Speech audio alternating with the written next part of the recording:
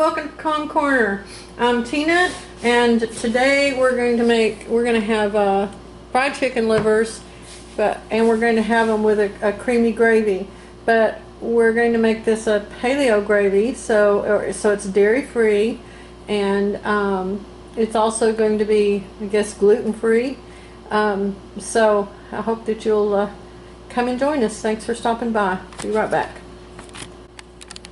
One of the very first videos I made when I started the channel was fried chicken livers, and our little neighbor helped me do it. And when I was working on them, he said, "Oh, gross! Those look like bloody guts." I said, "That's because they are." But after we finished cooking them, and he tasted of them, he loved them. He thought they were delicious. But if you want to know how to fry chicken livers, you can go back and look at that video. I'm just not going to dredge them in flour and wheat flour this time. I'm going to dredge them in a blanched almond flour. And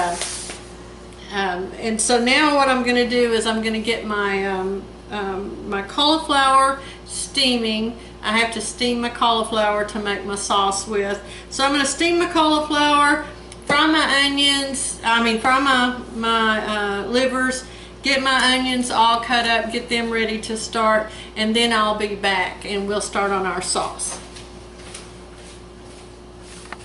Okay, I've steamed my cauliflower. I've got about half a head, or about 3 cups of cauliflower here, and I just chopped it coarsely and steamed it.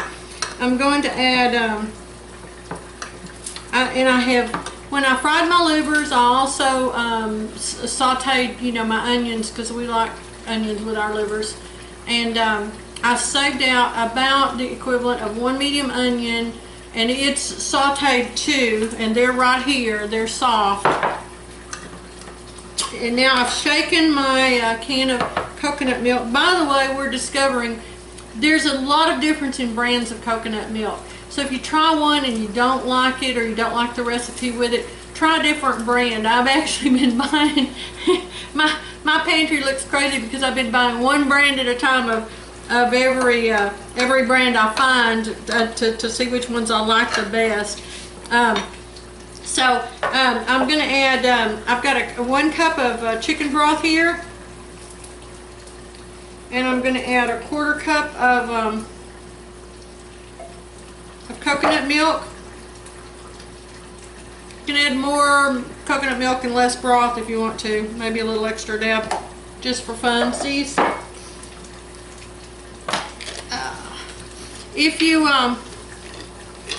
I'm going to add a little scrape of nutmeg here. The original recipe called for that for an Alfredo sauce that uses Parmesan, and the Parmesan may help make it a little bit creamier, so you might want it even in your gravy tops. But I think that the nutmeg, it kind of brings these flavors together a little bit better. You kind of need ways to bring that coconut flavor. Coconut milk does not taste like coconut at all, but you need something to kind of bring everything together, and that seems to do a good job of that. Alrighty, so now I'm adding my onions. I'm putting all this in the blender. Got quite a bit of dark stuff there on my onions. And you should use white or yellow onions. I'm using red onions because, if you've read my recent videos, I grew 60 pounds of red onions this year. And so we're eating red onions in everything these days. That's alright. They're sweet and they're delicious. They just make things look funny colors. But I'm not so vain that I'm going to buy onions to do my videos with, at least not yet. So, alright, I'm going to carry these over to the blender. I'm going to stop this while I do that. You don't need to listen to that noise, and then I'll be right back. Okay, I ran this in the blender for a good 2 minutes so it'd get nice and thick and smooth. And I don't know about you, but I think little pitchers make much better gravy boats than gravy boats. They're not as apt to spill. This little press cut glass pitcher was Mima's, my mother's. And she used to serve syrup in it. She'd make a vanilla syrup sometimes to go over pancakes and something like that, and that's what she'd serve this in. But it works really good for just me and Paul for gravy. And I'm using this glass one today because I want you to be able to see how great this gravy looks. It looks like real. It looks like the real thing. It looks exactly like any good creamy gravy would look, and it has a very, very similar flavor. I'll show it to you on the plate in a little bit, but let's take a little taste here. Like I said, if you wanted to add the Parmesan, that also will kind of give it a kind of a milky togetherness that can be real good in this. If you do, add about 3 tablespoons of Parmesan to this amount of gravy. And so it's still warm, it's still hot, so I don't have to heat it again. I'm going to put everything together on the plate, and I'll be back. Show you how it came out. And there you have it. There's our final product. Like I said, it looks delicious. It tastes delicious. The texture is good. The color is good, even with my purple onions in it.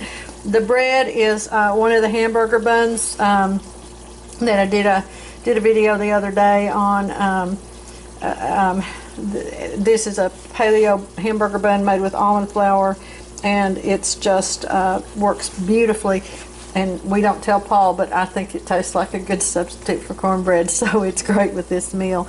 I've got cauliflower under that other pile of gravy there because we don't have of course, the white potatoes. You could use turnips, whatever you like there. And while we don't eat dried beans on paleo diet, we are allowed green peas and green beans. So these are some fresh green beans that I cooked up. So I hope that you'll enjoy this if you give it a try. Thanks for stopping by my kitchen. Have a great day. Bye.